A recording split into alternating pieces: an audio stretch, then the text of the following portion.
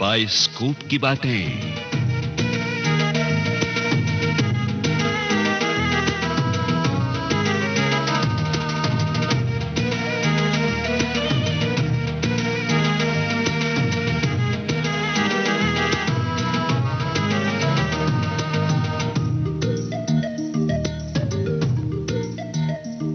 Bioscope की बातें आज सुचित्रा के एक चलचित्र पर।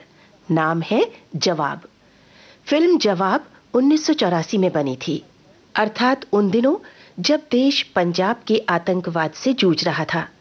हालांकि फिल्म की कहानी की जमीन राजनीतिक नहीं है, लेकिन अपराध जगत के आतंक और उस आतंक से टकराने की हिम्मत पर्दे पर बखूबी उतरकर आई है। खोज और आलेख कलीम राही का है और प्रोग्राम को तैयार करने में सहायक हैं उषा मेहता। फिल्म जवाब की बातें आपको सुना रहे हैं बाइस्कोप की बातें प्रोग्राम के प्रोड्यूसर लोकेंद्र शर्मा।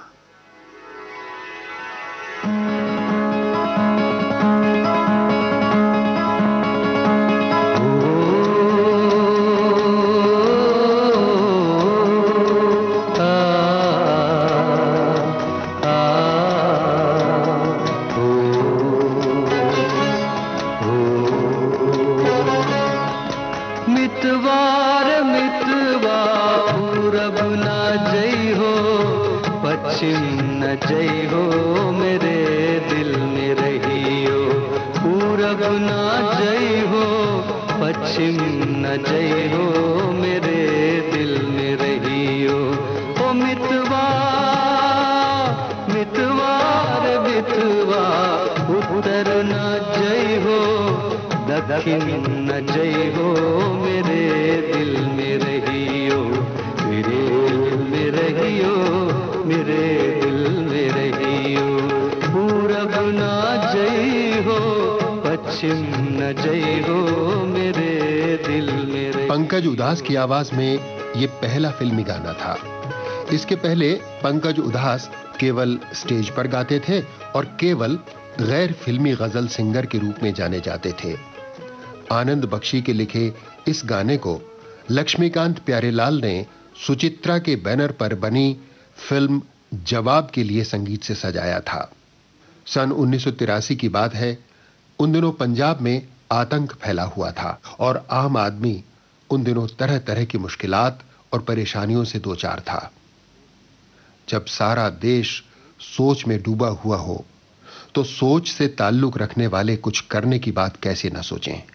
चांस की बात है कि निर्माता प्रेम जी ने उन दिनों एक अंग्रेजी उपन्यास रिकॉइल पढ़ा और उन्हें लगा कि अगर इस उपन्यास का हिंदी रूपांतर हो जाए तो आतंकवाद और दहशतगर्दी के खिलाफ एक बामकसद फिल्म बनाई जा सकती है।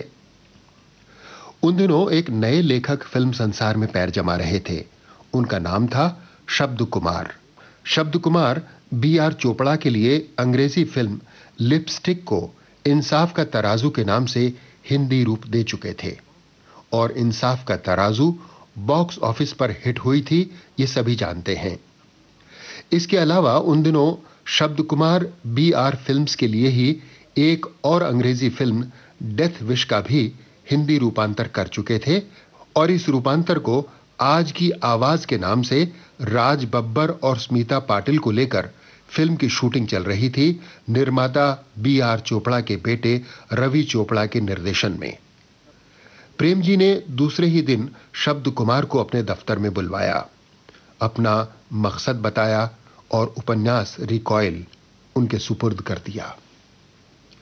लेखक शब्द कुमार ने रिकॉइल पढ़ा और जवाब के नाम से उसका हिंदी रूपांतर लिखने में वे मसरूफ हो गए।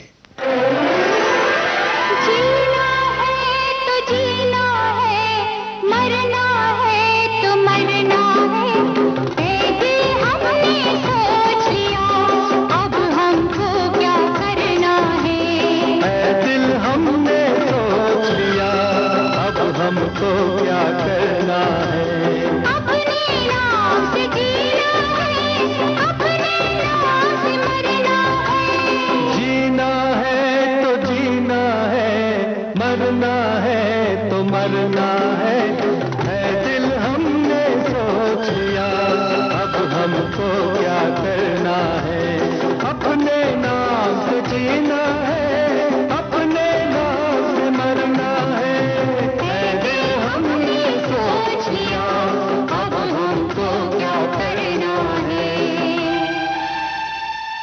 रवि टंडन प्रेम जी के ही लिए सन 1974 में अमिताभ बच्चन, परवीन बाबी और प्राण को लेकर फिल्म मजबूर बना चुके थे और फिल्म मजबूर बॉक्स ऑफिस पर खासी हिट हुई थी। चलिए रवि टंडन के बारे में आपको कुछ बता दें। उनका जन्म स्थान था आगरा। बीएससी करने के बाद सन 1958 में हिंदी फिल्म जगत में अपना मकाम बनाने के लिए रवि टंडन बंबई आए। उनके फिल्मी कैरियर की शुरुआत फिल्मिस्तान स्टूडियो में बतौर एक्स्ट्रा के हुई और 8-10 महीने एक्स्ट्रा के रूप में काम करने के बाद उन्हें फिल्मों में छोटे-मोटे रोल मिलने लगे, लेकिन उन्हें अदाकारी में कुछ ज्यादा दिलचस्पी नहीं थी।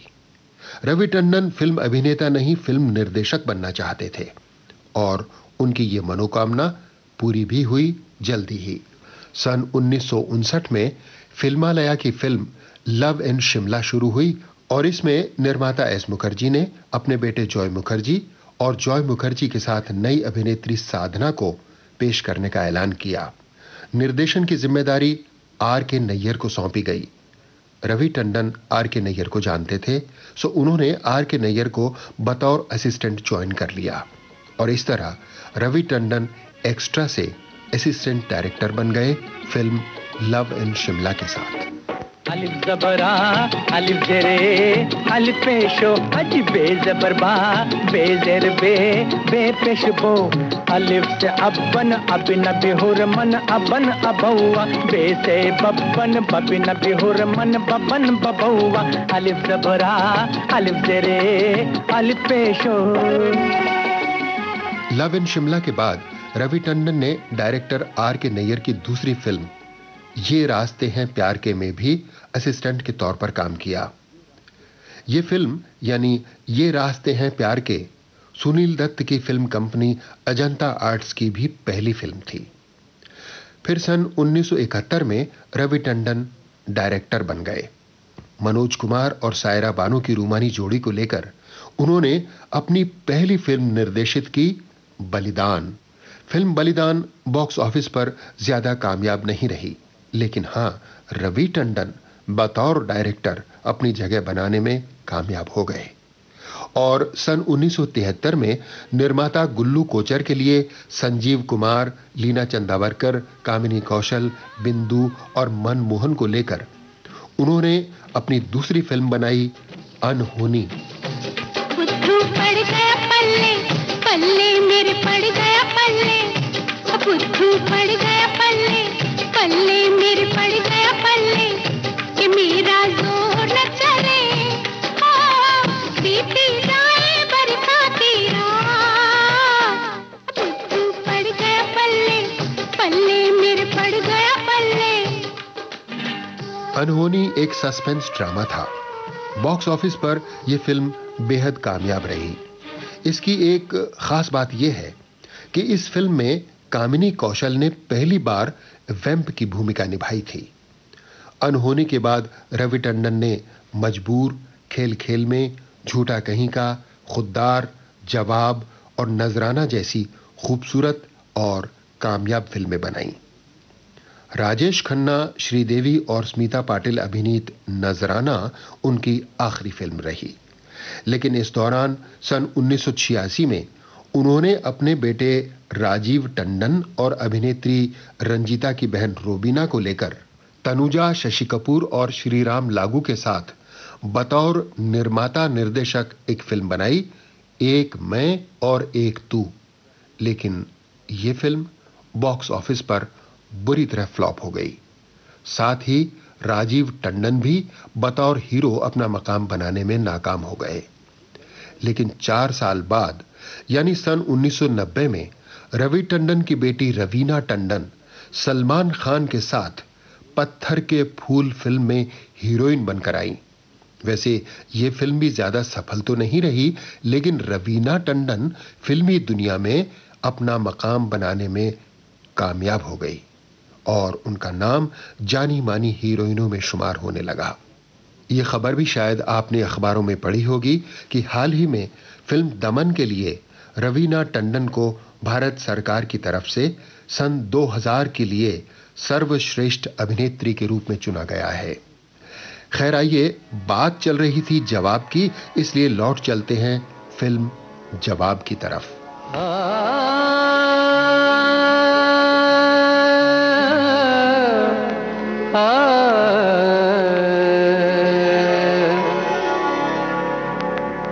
सबक जिसको वफा का याद होगा, सबक जिसको वफा का याद होगा, मोहब्बत में वही बर्बाद होगा।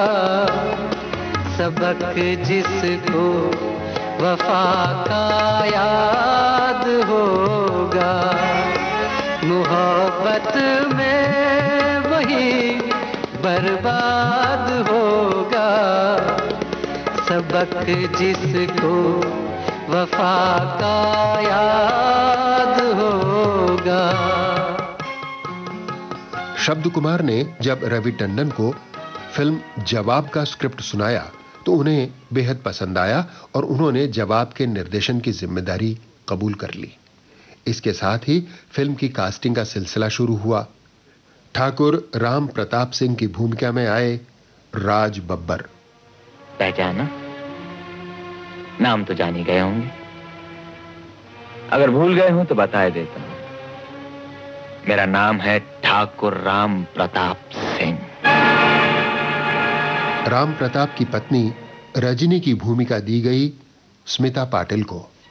मैं आज भी गलत और सही में फर्क समझती हूँ, इसीलिए गलत आदमी का विरोध करूंगी, चाहे वो मेरा पति ही क्यों न हो। राम प्रताप और रजनी के बेटे राजू बने मास्टर बिट्टू। माँ, मुझे बचा लो, वो लोग मेरे बर्थडे के दिन मुझे शेर को खिला देंगे। खूंखार अपराधी जगमोहन का रूप लिया डैनी डेंजोंगपा ने। मेरी बेटी की ऐसी हालत करने वाले को इतनी आसानी से छुट्टी नहीं मिल सकती, उसे तो दिल मरना होगा। और फर्जमंद पुलिस इंस्पेक्टर शर्मा के किरदार में पेश हुए सुरेश ओबेराय। जी हाँ, ये सच है। मिस्टर मेहता ने मुझे फोन पर बताया था कि वो कुछ जरूरी फोटोग्राफ्स और कागजात लेकर आ रहे हैं जो मुझे एक बहुत बड़े अपराधी को पकड़ने में मदद करेंगे।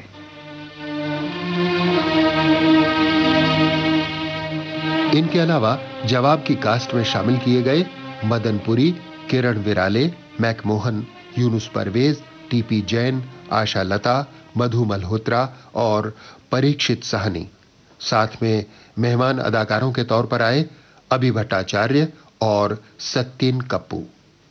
फिल्म जवाब की कास्टिंग इस तरह पूरी हो गई और सन 1983 में मुंबई के फिल्मिस्तान स्टूडियो में एक शानदार सेट पर शूटिंग का आगाज भी हो गया। इस जी में रहियो, इस जी में रहियो, तुम जान बन के, नैनों में रहियो, मुस्कान बन के, नैनों में रहियो, मुस्कान बन के, अखियों से आंसू, अखियों से आंसू बन के न बहियो, पूरब न जई हो, पश्चिम न जई हो, मेरे दिल में रहियो, मेरे दिल में रहियो, मेरे दिल में रहियो। फिल्म जवाब की शूटिंग का दौर ऐसा था जब देश में खासी उथल पुथल हो रही थी, लेकिन जवाब की शूटिंग अपने प्रोग्राम के मुताबिक जारी रही। हाँ, शूटिंग के दौरान एक मजेदार तनाजा जरूर हुआ। फिल्म में राज बब्बर और स्मिता पाटिल पति पत्नी की भूमिका निभा रहे थे और निर्देशक रवि टंडन उनकी जोशीली चाहत को पर्दे पर पेश करने के लिए बेडरूम में उनका एक किस फिल्माना चाहते थे, लेकिन स्मिता पाटिल इस चुंबन के लिए तैयार नहीं हुई। दिलचस्प बात यह थी कि उस जमाने में राज बब्बर और स्मिता पाटिल का रोमांस पूरे शबाब पर था और फिल्म जगत में हर तरफ उनकी शादी के चर्चे हो रहे थे। निर्देशक रवि टंडन की समझ में नहीं आ रहा था कि क्या करें। उन्होंने राज बब्बर को सीन और उसकी अहमियत बताई तो राज बब्बर हंसते हुए स्मिता के मेकअप रूम की तरफ चले गए। वहां राज बब्बर ने स्मिता से न जाने क्या कहा कि स्मिता राज बब्बर के साथ मेकअप रूम से बाहर आईं और किस का यह सीन रवि टंडन की मर्जी के मुताबिक फिल्म बंद कर लिया गया। फिल्म जवाब की कहानी कुछ यूं है। ठाकुर राम प्रताप सिंह एक शरीफ और जिंदादिल इंसान है। अपनी पत्नी रजनी और बेटे राजू के साथ वो हंसी खुशी अपनी जिंदगी गुजार रहा है। वो शहर की एक बिजनेस कंपनी में अच्छे ओहदे पर है और गजल गाने का शौकीन है। एक दिन राम अपने बॉस की पार्टी में पहुंचा तो उसे अपने दोस्तों की फरमाइश पर एक गजल गानी पड़ी।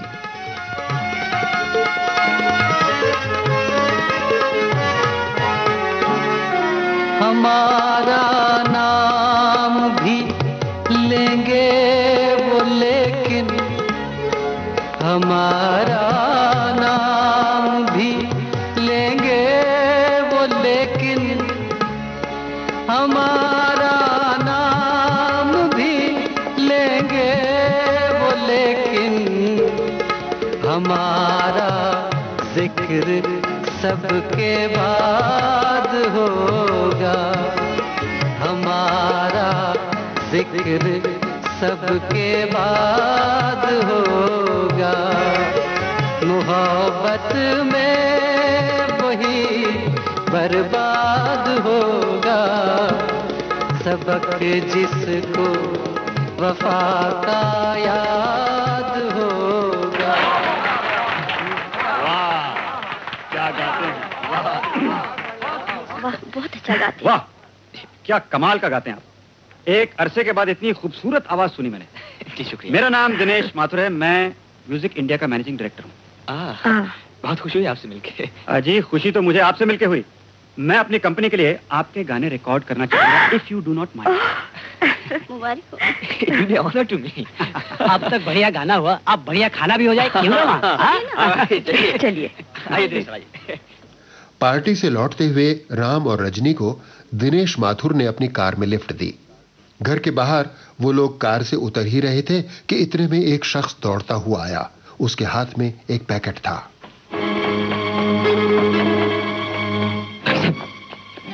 भाई साहब ये कागजात, ये 15 पुलिस स्टेशन में इंस्पेक्टर शर्मा के यहाँ जरूर पहुंचा दीजिएगा, बहुत जरूरी है। Please please.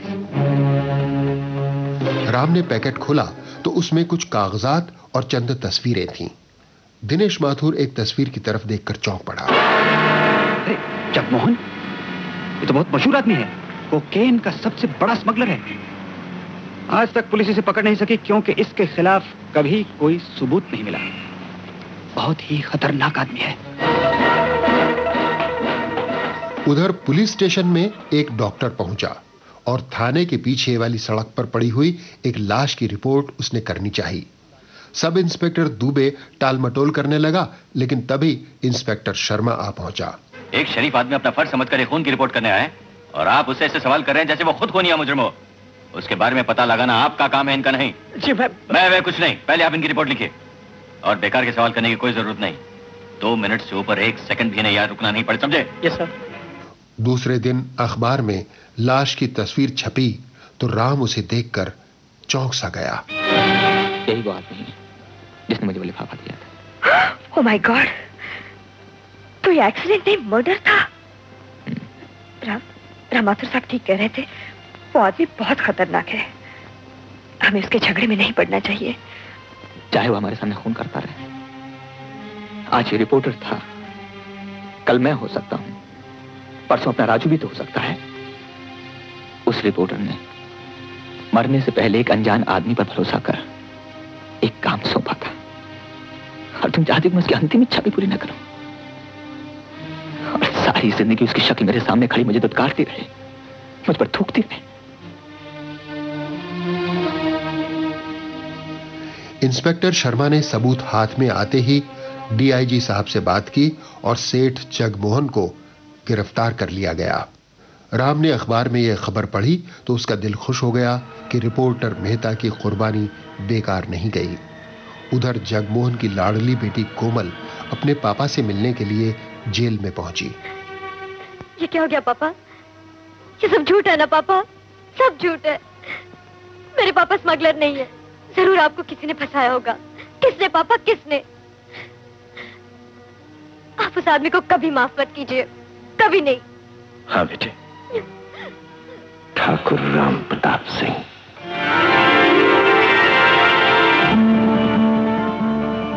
जगमोहन राम की जान का दुश्मन बन गया, लेकिन राम इस बात से बेखबर दिनेश माथुर की म्यूजिक कंपनी के लिए अपना गीत रिकॉर्ड करवा रहा था।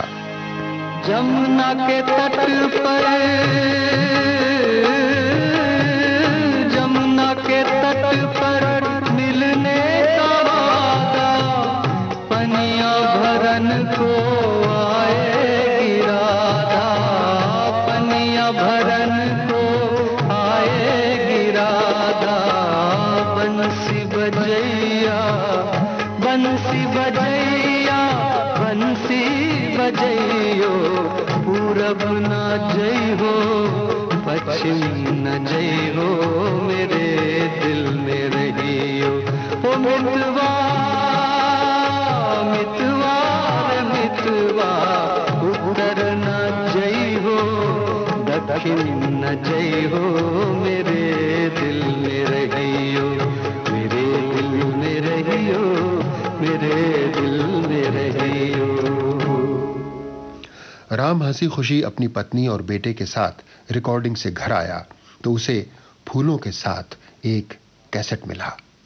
राम प्रताप ने कैसेट लगाया तो आवाज सुनाई दी। आप समझते थे कि मुझे जेल भिजवा कर आप आराम से रहेंगे। अब मुझे आपका नाम और पता भी मालूम नहीं होगा। मिस्टर राम, आप बहुत गलत समझते थे। और आज साथ आपकी प्यारी पत्नी और आपके छोटे से बेटे राजू को कैसी मौत पसंद होगी, हैं? वैसे मैं कि राजू अभी छोटा है। उसे तकलीफ नहीं होनी चाहिए, इसलिए उसको गरम गरम तेल में उबालने से तो आग में जलाना अच्छा है। देख लिया आपने? इसलिए मैंने मना किया था इस चक्कर में मत पड़िए। लेकिन आप तो समाज में बुराई कम करने चले थे ना। अपनी ही नजरों में देवता बनना चाहते थे, बन गए देवता। पड़ गई दिल में ठंडक, आत्मा को शांति मिल। पापा, इंस्पेक्टर शर्मा को जब जगमोहन के धमकी वाले कैसेट का पता चला तो उसे शक हुआ कि पुलिस स्टेशन का फोन टैप किया जा रहा है। उसने अपने तरीके से ये बात कंफर्म की और जगमोहन से मिलने वो सेंट्रल जेल पहुंच गया।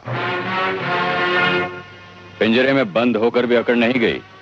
वो शेर ही क्या इंस्पेक्टर, जो पिंजरे में रहकर दहाड़ना भूल जाए। आपके कुछ लोग अभी भी जेल से बाहर हैं और वो आपके इशारों पर पुलिस स्टेशन के टेलीफोन टैप कर रहे हैं, धमकियां दे रहे हैं, डराने के लिए टेप भेज रहे हैं। मैं समझा नहीं इंस्पेक्टर। ज्यादा चालाक बनने की कोशिश मत कीजिए मिस्टर जगमोहन। आप अच्छी तरह समझते हैं मैं क्या कह रहा हूं और धमकी किसे दी जा रही है। आपकी भलाई इसी में है कि आगे से कोई धमकी ना दी जाए। कोई नुकसान पहुंचाने की कोशिश मत कीजिए, वरना मुझसे बुरा कोई ना होगा। जगमोहन को 2 साल की सजा हो गई थी और उसकी बेटी कोमल के दिल को सख्त सदमा पहुंचा था। जगमोहन को जब बेटी की हालत का पता चला तो जेल की सलाखों के पीछे वो गुस्से से पागल हो गया। फिर राम को उसके जन्मदिन पर एक तोहफा मिला। जन्मदिन मुबारक हो राम। जितनी खुशी मनानी हो मना लो, क्योंकि ये जन्मदिन बार बार आने वाला नहीं। कुछ ही दिन बाद यानी 10 दिसंबर को आपके बेटे राजू का जन्मदिन है, लेकिन उसके लिए फूल नहीं, एक बड़ी भेंट का इंतजाम किया है। एक टाइम बॉम्ब, जो कि इस समय उसके बिस्तर में है।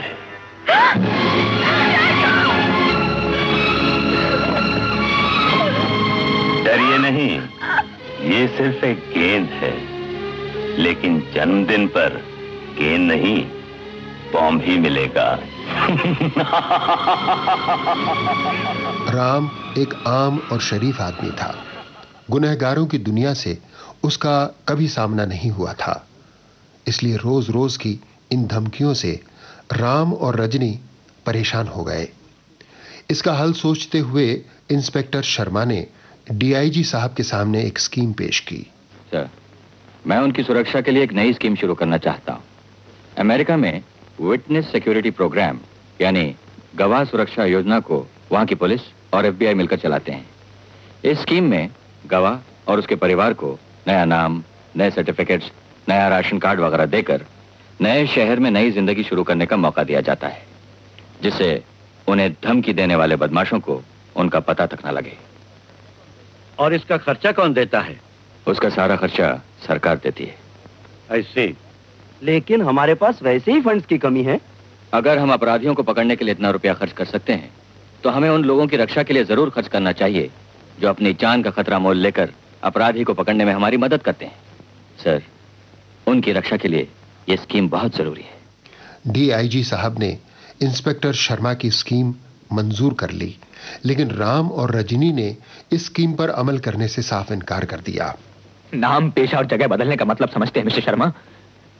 अपनी पिछली जिंदगी को हमेशा के लिए खत्म कर देना, मिटा देना। यह काम मुश्किल जरूर है, लेकिन नामुमकिन नहीं। ये अपनी माँ को क्या बताएंगे, भाई को क्या समझाएंगे? उनसे यही कहेंगे कि बोत्सवाना साउथ अफ्रीका में आपको एक बहुत अच्छी नौकरी मिल रही है और फौरन जाना पड़ रहा है, और शायद कुछ दिनों बाद और आगे भी जाना पड़े। और वहां कोई डाकखाना, टेलीफोन, तार वगैरह वगैरह कुछ भी नहीं है, इसलिए हम उन्हें खत भी नहीं लिख सकते। नहीं इंस्पेक्टर साहब, ये नहीं हो सकता। हमें आपकी ये स्कीम कतई मंजूर नहीं। सोच लीजिए। इसके बाद एक दिन जब राम अपने दफ्तर में बैठा हुआ था, तब हेलो मिस्टर राम, आप अपनी घड़ी मिला लीजिए। जी? इस वक्त ठीक 5 बजने में 5 मिनट बाकी है। आप हैं कौन? आपके बेटे राजू का स्कूल इस जगह से उतनी ही दूर है जितना आपके ऑफिस से। सुनिए, अब देखना यह है कि उसे लेने के लिए पहले कौन पहुंचता है। देखिए आप या हम। देखिए भाई, हेलो हेलो हेलो। राम पागलों की तरह दौड़ते हुए स्कूल में पहुंचा। सब बच्चे जा चुके थे। उसने घर पर फोन किया, राजू घर पर नहीं था। राम और रजनी पुलिस स्टेशन पहुंचे और इंस्पेक्टर शर्मा उन्हें लेकर हॉस्पिटल पहुंचा। अभी फोन पर आपने एक बच्चे के एक्सीडेंट के बारे में बताया था, कहाँ है वो? वो तो कब का खल्लास हो गया। लाश कहाँ है? वो तो मुर्दा घर भेज दिया। क्या मुझे देख सकते हैं? सावन साहब को मुर्दा घर में 13 नंबर दिखाओ। इंस्पेक्टर शर्मा राम और रजनी के साथ मुर्दा घर में आया। सावंत ने 13 नंबर की लाश पर से कपड़ा उठाया।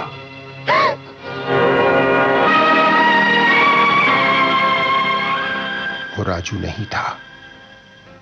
रात हो गई, लेकिन राजू की कोई खबर नहीं मिली। राम और रजनी बहुत बेचैन थे और तभी फोन बज उठा।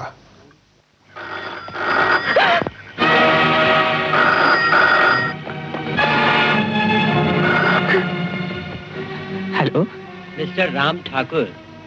मेरा राजू कहाँ है? कहाँ है मेरा राजू?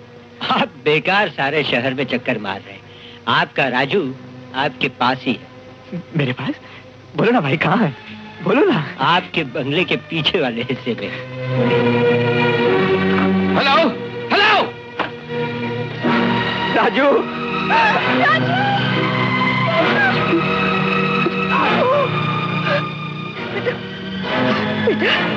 राजू, राजू, देखो से क्या हो? ए राजू, राजू, बच्चे, राजू बेटे, राजू, राजू।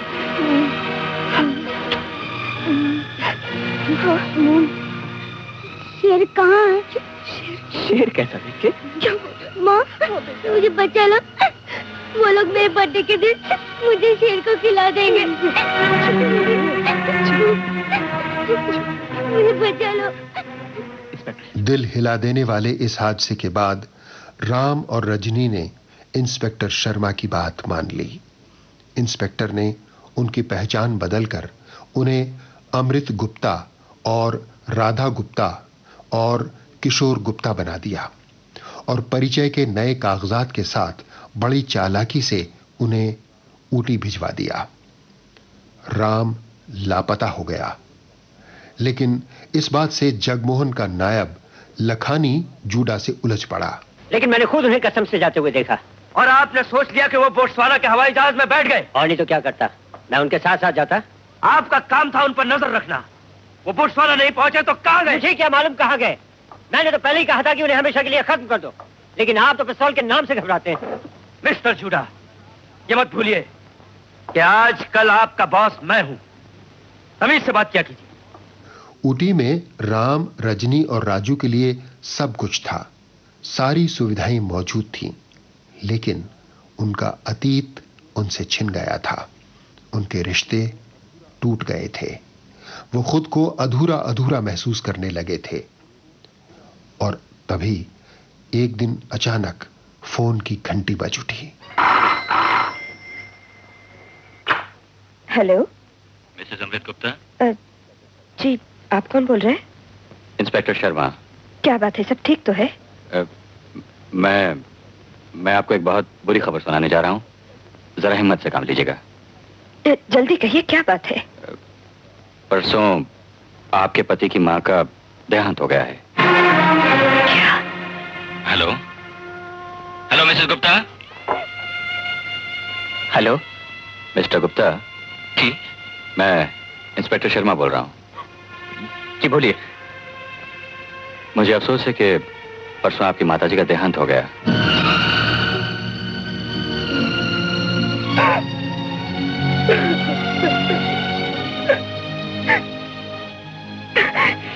कैसी सजा है? हम आज के अंतिम दर्शन भी नहीं कर सके।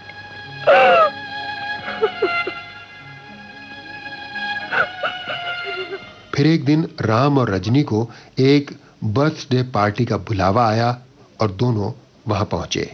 आइए आइए आइए, नमस्ते भाई साहब। आओ बेटा। संगीत की दुनिया में आज आप मिस्टर मिसेस अमृत गुप्ता, आप हैं मिस्टर मिसेस सहगल और आप हैं मिस्टर सुब्रमण्यम। संगीत के बहुत बड़े पार्क। Hello hello. बड़े बड़े अखबारों में अपनी राय देते हैं। साहब थी एक नई आवाज, बहुत दम था उसमें। किसकी बात कर रहे हैं? जी साहब, ये राम ठाकुर की बात कर रहे हैं। राम ठाकुर की। हम दोनों तो उसी की आवाज के दीवाने हैं। हर शाम उसी के रिकॉर्ड सुना करते हैं।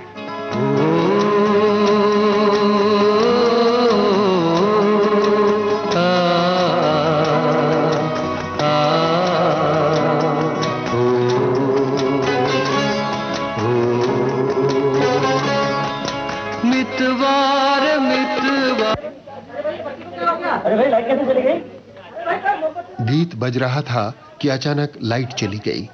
गीत थम गया, शोर शराबा होने लगा। तो राम बेख्याली में गा उठा, मितवा मितवार मितवा, पूरब न जय हो पश्चिम न जय हो, मेरे दिल में रहियो, मेरे दिल में रहियो, मेरे दिल में रहियो। तालियों के शोर ने राम को सराहा और म्यूजिक क्रिटिक सुब्रमण्यम ने अपने अखबार में अमृत गुप्ता की गायकी के बारे में लिखा कि उनकी आवाज और गाने का अंदाज हूबहू राम ठाकुर जैसा है। यह खबर इंस्पेक्टर शर्मा ने अखबार में पढ़ी तो वो चौंक पड़ा। ओह नो, मैंने राम को गाने के लिए खास मना किया था। उसने सारे किए कराए पर पानी फेर दिया है। अगर उसके दुश्मनों ने ये खबर पढ़ ली तो? अखबार में छपी खबर की खबर जेल में बैठे जगमोहन तक भी पहुंची। सर, आपका शक बिल्कुल ठीक है। दोनों आवाजें एक ही गाने वाले की हैं। ठाकुर राम प्रताप सिंह ही अमरीश गुप्ता के नाम से ऊटी में रह गए। बहुत जी लिया कमबख्त। अब उसे परिवार के साथ खत्म कर दिया जाए। Blast him. लेकिन इससे पहले कि जगमोहन के गुंडे राम तक पहुंचते, इंस्पेक्टर शर्मा ने राम और उसके परिवार को ऊटी से निकाल कर ले जाने का इंतजाम कर लिया। थैंक गॉड वो खबर मैंने अखबार में पढ़ ली और वक्त पर पहुंच गया, वरना आज हम जा कर रहे हैं बेंगलोर। मैं पहले उतर जाऊंगा, लेकिन दुबे आप लोगों के साथ रहेंगे। वैसे आप लोगों के नए नाम हैं पीटर मार्टिस, फेल्सी मार्टिस और टोनी मार्टिस। क्रिश्चियंस। जल्दी में यही नाम मिले।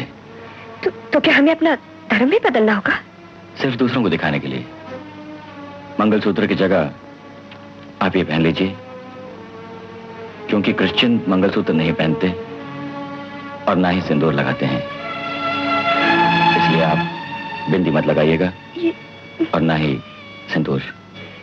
मैं ये नहीं कर सकती। सुहाग की निशानी सुहाग से बढ़कर तो नहीं हो सकती।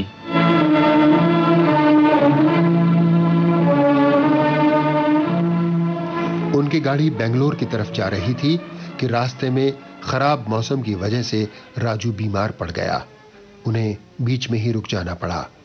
डॉक्टर ने दवाई दी और उन्हें मौसम ठीक हो जाने तक इंतजार करने को कहा। इतने में राम के लिए एक फोन आया।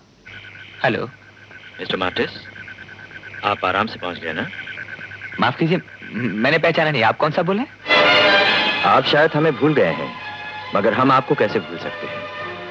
मिस्टर पीटर मार्टिस, यानी अमृत गुप्ता, यानी ठाकुर राम प्रताप सिंह।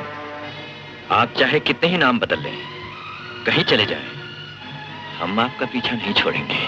आखिर आप चाहते क्या हैं? आपने मधुमक्खी के छत्ते पर हाथ डाला है ठाकुर राम प्रताप सिंह। अब आप भागकर चाहे कितने भी दूर जाएं, वो आपका पीछा नहीं छोड़ेंगी। अब आपको कोई नहीं बचा सकता। तो फिर उठाइए बंदूक, चला दीजिए, खत्म कर दीजिए हम तीनों को। वो तो मैं बहुत पहले कर सकता था, लेकिन मैं आपको तड़पा तड़पा कर मारूंगा। प्लीज जगमोहन सेठ, मेरा बच्चा बहुत बीमार है, प्लीज। इतनी जल्दी प्लीज कहने लगे? अभी तो मेरा खेल शुरू हुआ है। Hello hello hello hello. Inspector Dubey ने इंस्पेक्टर शर्मा को इस फोन की खबर दी और राम और रजनी को एक महफूज मकाम पर वो ले आया। लेकिन राम और रजनी बेचैन थे। उनके दिल और दिमाग में हलचल मची हुई थी। उन्हें अपनी मौजूदा जिंदगी से नफरत हो रही थी। इंस्पेक्टर शर्मा को भी इन हालात से कोई खुशी नहीं थी। I am sorry Ram, Dubey से मुझे मालूम पड़ा कि उन्हें क्रिश्चियन नाम भी पता चल गए। अब मैंने अपना तरीका बदल दिया है। उन्हें नए नामों का पता कभी नहीं चलेगा। आपके नए नाम हैं मोहम्मद हुसैन, सलमा हुसैन, फिदा हुसैन।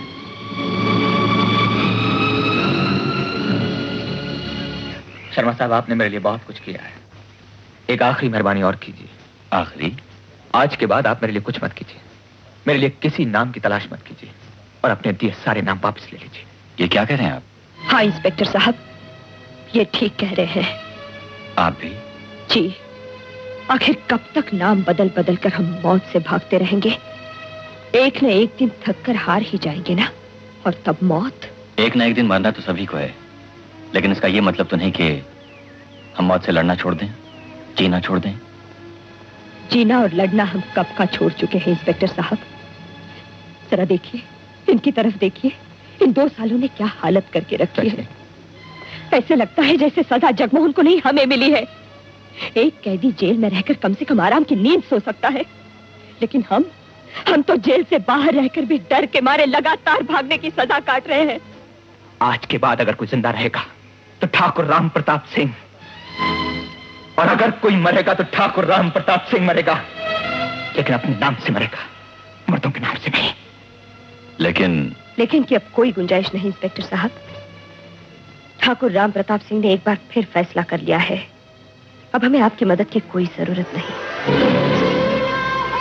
तो जीना है, मरना है तो मरना है। ऐ दिल हमने सोच लिया, अब हमको क्या करना है। ऐ दिल हमने सोच लिया, अब हमको क्या करना है। अपने नाम से जीना है, अपने नाम से मरना है। जीना है तो जीना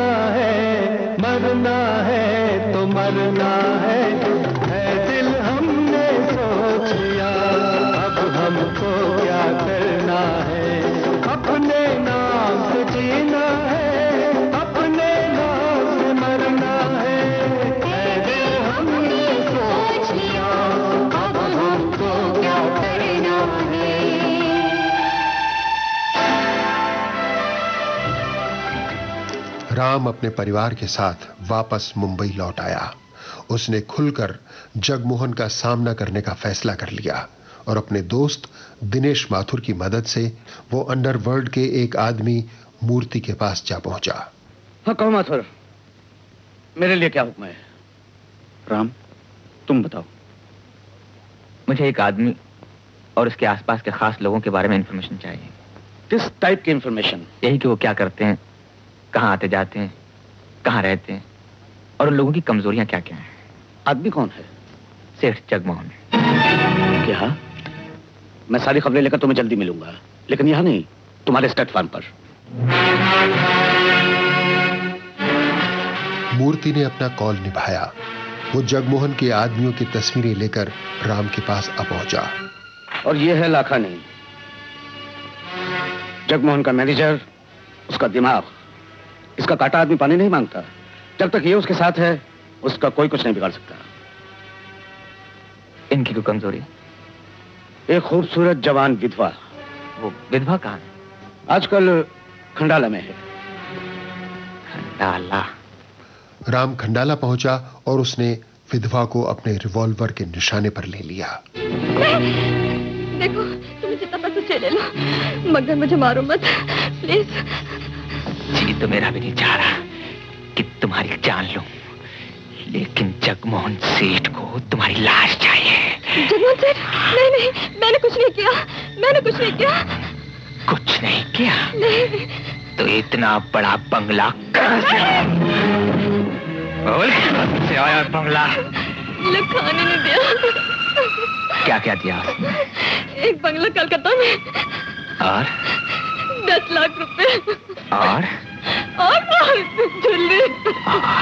ये भी मालूम है कि सारा का सारा पैसा सेठ जगमोहन का है। मालूम है? तुम्हें सिर्फ एक शख्स बचा सकता है, वो है सेठ जगमोहन। और फिर राम ने उस खूबसूरत विधवा को बड़ी चालाकी से जगमोहन तक पहुंचा दिया। लखानी ने उसे देखा तो वो बौखला उठा। ये औरत झूठी है, बदचलन है, आवारा है, मैं इसे नहीं जानता। तुम इसे नहीं जानते, मगर तुम उसके बारे में सब कुछ जानते हो। ये औरत झूठी है, बदचलन है, आवारा है ना? मैंने 20 साल आपकी खिदमत की है, मुझे माफ कर दीजिए। हाँ, माफ कर सकता हूं, लेकिन सिर्फ 20 मिनट के लिए। ठीक 20 मिनट बाद टाइगर यहां से निकलेगा, तुम्हारी मौत अपने हाथ में लेकर। जाओ, जितनी दूर भाग सकते हो भाग जाओ। जाओ।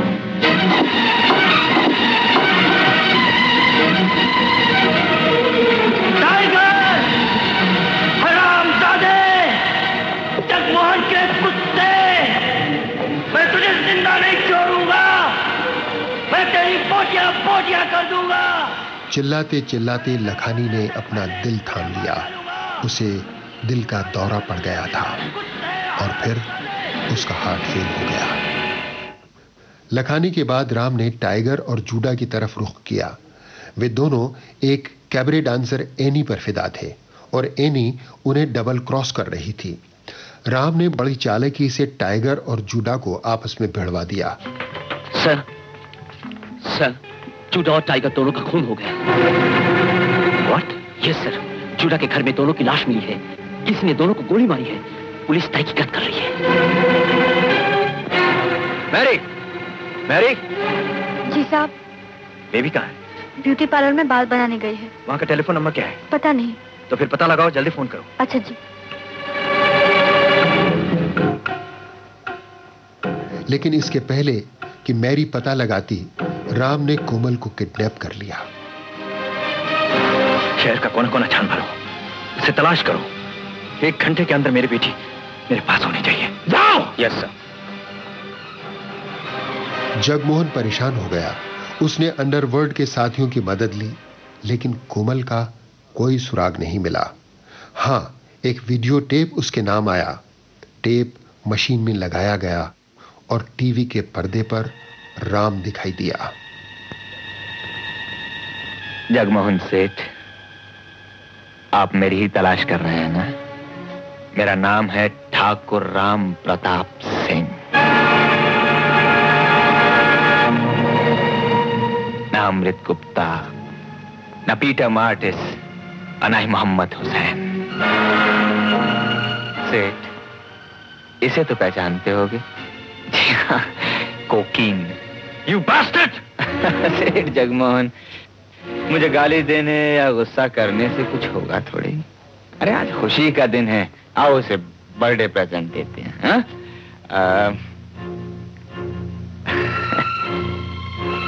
जगमोहन फटी फटी आंखों से देख रहा था कि राम एक इंजेक्शन लिए कोमल की तरफ बढ़ रहा है। ये क्या है? कुछ नहीं, कोकीन की एक छोटी सी डोज है इस इंजेक्शन में। नहीं, मुझे मत लगाओ। नहीं, मुझे मत लगाओ। घबराओ नहीं, कुछ नहीं होगा।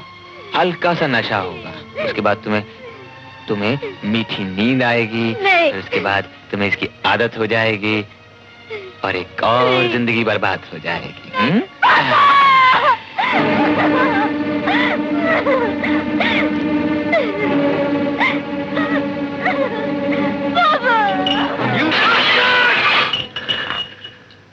राम अपने तरीके से अपनी लड़ाई में मसरूफ था, लेकिन जब उसकी पत्नी रजनी को मूर्ति के जरिए यह पता चला कि जगमोहन के 3 आदमी मार डाले गए हैं, उसकी बेटी कोमल को किडनैप कर लिया गया है और उसे कोकीन के इंजेक्शन दिए जा रहे हैं, तो उसे लगा राम इंसानियत और कानून के रास्ते से भटक रहा है। राम, तुम कहीं अपने रास्ते से भटक तो नहीं रहे हो? एक अपराधी से लड़ते लड़ते खुद अपराधी तो नहीं बनते जा रहे हो? गलत को सही और सही को गलत तो नहीं समझ रहे हो ना? लड़ाई में कुछ गलत और सही नहीं होता, सिर्फ हार और जीत होती है। जो जीत गया वो सही, जो हार गया वो गलत। मुझे नहीं मालूम था कि तुम एक दिन गलत और सही का फर्क भी भूल जाओगे। आखिर तुम कहना क्या चाहती? मैं सिर्फ ये जानना चाहती थी कि अब तुम में और जगमोहन में क्या फर्क रहा। वो भी गलत और सही का फर्क भूल चुका है, जब जिसे चाहे मरवा देता है, किडनैप करा लेता है, और आज तुम भी वही कुछ कर रहे हो। राम की जगह एक और जगमोहन ने ले ली है। हाँ, मैं जगमोहन हूँ, मैं हूँ जगमोहन। कब और कुछ कहना है। मैं आज भी गलत और सही में फर्क समझती हूँ, इसीलिए गलत आदमी का विरोध करूंगी, चाहे वो मेरा पति ही क्यों न हो। उधर जगमोहन अपनी बेटी के सदमे से परेशान था। तभी अचानक फोन की घंटी बजी और जगमोहन ने रिसीवर उठाया। हेलो, दवा से कुछ फायदा हुआ? राम प्रताप सिंह, मैं तुम्हारे हाथ जोड़ता हूं, मुझे मेरी बेटी वापस कर दो, उसे और तकलीफ मत दो। तुम जो कहोगे मैं करने के लिए तैयार हूं। मैं अपने सारे गुनाह मानने के लिए तैयार हूं। तुम्हारे अपराध मान लेने से वो तमाम जिंदगियां जो तुमने बर्बाद की हैं वो फिर से आबाद नहीं हो सकती। ज्यादा से ज्यादा तुम्हें कुछ साल की जेल होगी या शायद फांसी, लेकिन मैं तुम्हें इतनी आसानी से मरने नहीं दूंगा जगमोहन। मैं तो तुम्हें ऐसी सजा दूंगा कि तुम्हारी रूह भी अपराध करना भूल जाएगी। मेरा जवाब अभी पूरा नहीं हुआ। रजनी और राजू ने रात के सन्नाटे में कोमल को राम की कैद से निकाला। वो अभी बाहर निकले ही थे कि सामने राम आ गया। हट जाओ रजनी, ये जगमोहन की बेटी है। बाप की सजा बेटी को क्यों दी जा रही है? वो निर्दोष है। तुम्हारा और राजू का क्या दोष है? वो तुम दोनों के पीछे भी तो पड़ा हुआ है। रजनी, तुम अच्छी तरह जानते हो मैं जो एक बार इरादा कर लेता हूँ उसे कोई नहीं बदल सकता। मैं बदल दूंगी। मेरे रास्ते से हट जाओ। मैं नहीं हटूंगी। मैं कहता हूँ मेरे रास्ते से। मैंने तुम्हें कहा ना नहीं हटूंगी। इधर रजनी राम को रोक रही थी और उधर जगमोहन पुलिस स्टेशन पहुंचा। जो आपके सामने हाथ बांधे खड़ा है वो सिर्फ एक बाप है, एक कमजोर इंसान जो अपनी बेटी की रक्षा के लिए आपसे भीख मांगने आए हैं। इंस्पेक्टर साहब, क्या हुआ उसे? राम प्रताप ने उसे किडनैप कर लिया है। उसे कोकीन के इंजेक्शन देकर उसकी जिंदगी बर्बाद कर रहा है। जल्दी कुछ कीजिए इंस्पेक्टर साहब, वरना मेरी बेटी मर जाएगी। इंस्पेक्टर साहब। राम है कहाँ? मुझे नहीं मालूम। इंस्पेक्टर साहब, मैं बताती वो कहाँ है। चलिए इंस्पेक्टर साहब। इंस्पेक्टर शर्मा रजनी, जगमोहन और पुलिस फोर्स के साथ राम को गिरफ्तार करने पहुंचा। राम प्रताप सिंह, राम प्रताप सिंह, बाहर निकलो।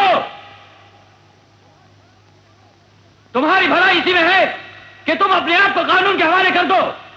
अब तुम बच के नहीं जा सकते। राम प्रताप सिंह, बाहर आओ। इंस्पेक्टर शर्मा, मैं आ रहा हूं।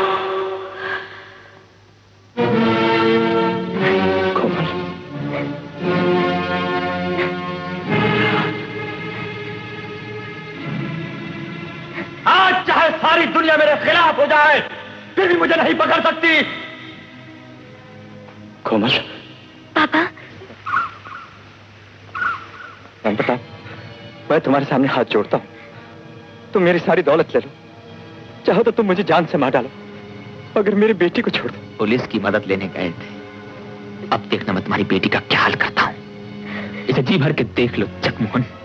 अगली बार सिर्फ एक फूलों का गुलदस्ता भेजूंगा। नहीं, उसमें एक छोटा सा कागज होगा जिस पर कब्र का पता लिखा होगा, बस। रुक जाओ। रजनी, एक कदम भी आगे बढ़ाया तो हम दोनों को जिंदा नहीं पाओगे। नहीं रजनी, तुम ऐसा नहीं कर सकती। राम, अगर तुम ऐसा कर सकते हो तो मैं भी कर सकती हूँ। तुम ऐसा नहीं कर सकती।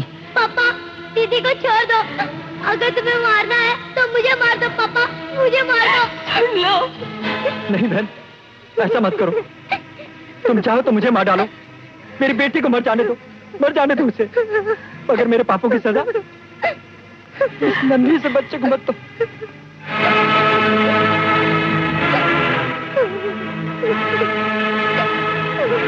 राम ने रजनी और राजू की खातिर कोमल को छोड़ दिया और कोमल दौड़कर अपने पापा जगमोहन से लिपट गई।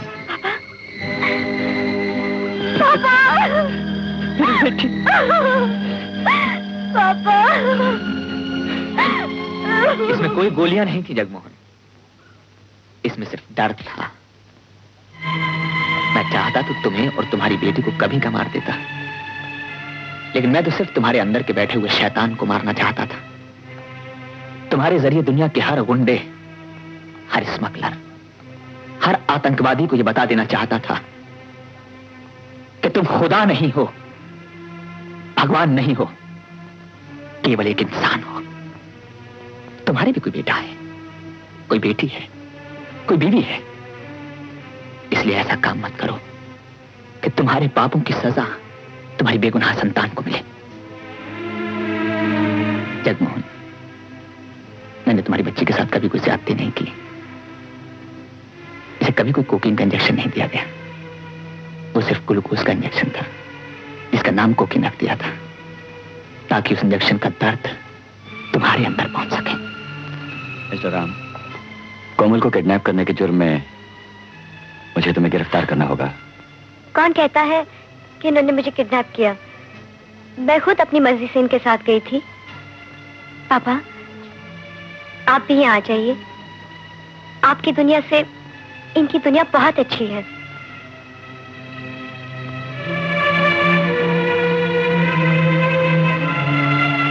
राम, मैं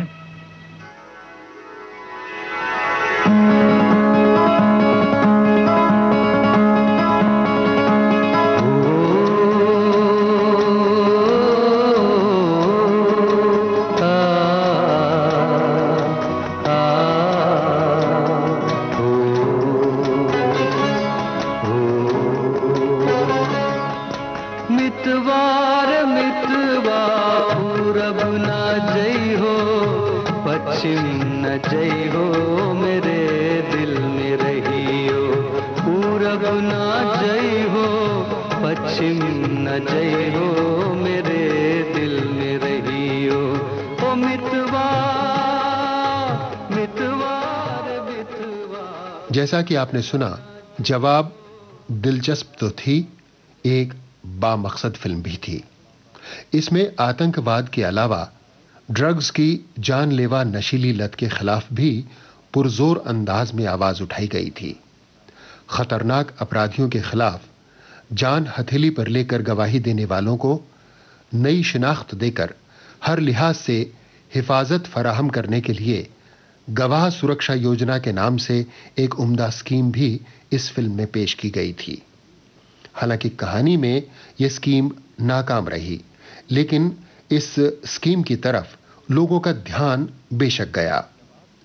फिल्म जवाब के रूप में शब्द कुमार ने अंग्रेजी उपन्यास रिकॉइल को हिंदी रूप देने की कोशिश तो अच्छी की थी, लेकिन कुछ लोगों का ख्याल है कि अगर देश में होने वाली आतंकवाद की चंद वारदातों को भी इस फिल्म में शामिल कर लिया जाता तो शायद यह फिल्म मजीद अच्छी बन सकती थी।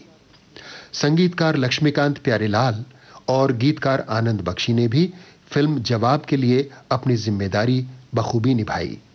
फिल्म में केवल 3 गाने थे, लेकिन तीनों ही मधुर और दिलकश थे। ज्यादती होगी अगर के महाजन का जिक्र नहीं किया जाए। उनकी फोटोग्राफी न सिर्फ ये कि खूबसूरत थी, बल्कि फिल्म के मिजाज के ऐन मुताबिक थी। जवाब सन 1985 में रिलीज हुई थी और ये राज बब्बर और स्मिता पाटिल की 1984 की फिल्म आज की आवाज की तरह हिट तो नहीं रही, मगर कामयाब मानी गई और आमतौर पर सराही भी गई। सबक जिसको वफा का याद होगा, सबक जिसको वफा का याद होगा, मोहब्बत में वही बर्बाद होगा। सबक जिसको वफा का याद होगा, मोहब्बत में वही बर्बाद होगा। सबक जिसको वफा का याद होगा। बाइस्कोप की बातें पूरी हुई दोस्तों। आज ये बातें थी प्रोड्यूसर प्रेम जी की फिल्म जवाब की बातें। इस फिल्म से संबंधित जानकारियां बटोरकर साउंड ट्रैक और गाने जोड़कर आलेख तैयार किया कलीम राही ने। प्रोग्राम को रिकॉर्ड करने में मदद मिली उषा मेहता से और हर बार की तरह बाइस्कोप की बातें आपको सुना रहे थे लोकेंद्र शर्मा।